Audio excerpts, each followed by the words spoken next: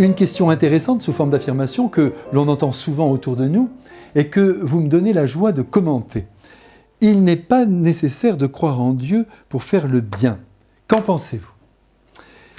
D'abord, je vous dirais que vous n'avez pas tort, puisque chaque personne humaine a reçu en partage une capacité d'aimer, une potentialité à exercer l'amour, certes de manière plus ou moins développée selon les personnes, en raison de leur tempérament, de leur caractère, de l'éducation qu'ils ont reçue, de leur expérience de vie, de leur peur, des exemples aussi de générosité ou d'égoïsme qu'ils ont connus autour d'eux, notamment durant la petite enfance. Voilà pour le bagage naturel dans l'ordre de l'amour que chacun reçoit, une capacité d'amour, la capacité d'aimer.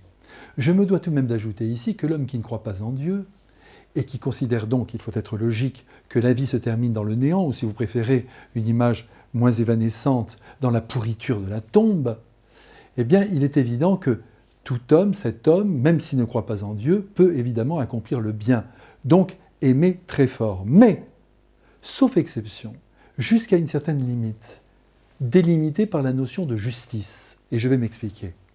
Vous donnez un sandwich à un pauvre, celui-ci, loin de vous remercier, vous insulte. Qu'est-ce que vous faites ?